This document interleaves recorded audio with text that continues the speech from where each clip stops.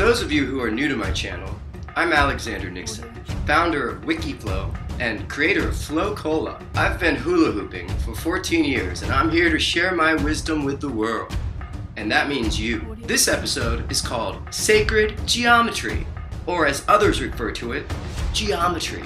The great thing about sacred geometry is it's just like math, without the part that everyone hates about math, the math part. In 1623, the great Galileo Galilei wrote, "Philosophy is written in this grand book, the universe, which stands continually open to our gaze, but it cannot be understood unless one first learns to comprehend the language and interpret the characters in which it is written. It is written in the language of mathematics, and its characters are triangles, circles, and other geometry." Sacred geometry will comfort you, knowing that all of nature is composed not of chaos, but of interconnected triangles and squares. It's true. I've studied it. In sacred geometry, you'll learn about Metatron's cube, Archimedean solids. Perhaps the most recognizable symbol in sacred geometry is the so-called flower of life, whose recursive circle patterns tell us that all of nature is composed of tiny little hula hoops, and that your hoop dance is just a tiny part of the great cosmic sunflower. Some have claimed that sacred geometry accesses both hemispheres of the brain, the way a minivan combines a car and a truck, with the advantages of neither. So how does sacred geometry improve your hula hooping? Well, for one, it provides a rich and complex theoretical tapestry with very little practical application.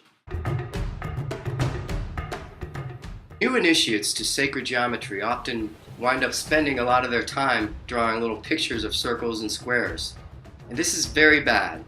What you want to do is spend all your time drawing circles and squares. Only when you can draw circles and squares like these do you know that you have become a good hula hooper. Sacred geometry is almost exactly like quantum physics, meaning you can say almost anything you want, and the less people understand, the more impressed they'll be.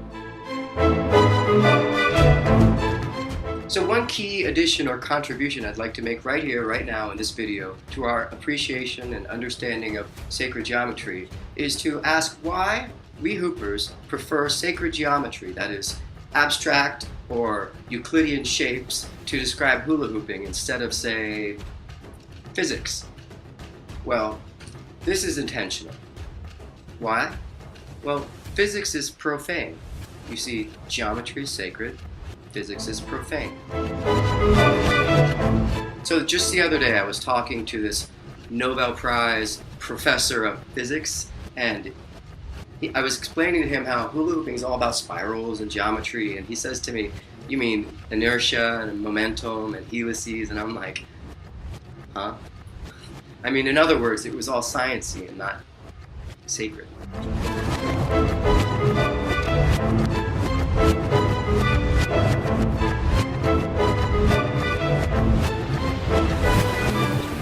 Thank you for tuning into my channel. I'm gonna hop on a plane tonight and head to Area 51, which is out on the West Coast, near there. And my friend, whose name is Charlie, you'll meet him next episode, has informed me that he has video footage and, well, I'll leave it there for now, of a saucer-shaped flying craft that looks like a flying hula hoop. So we'll report from the field and get back to you, and please remember to smash that like key.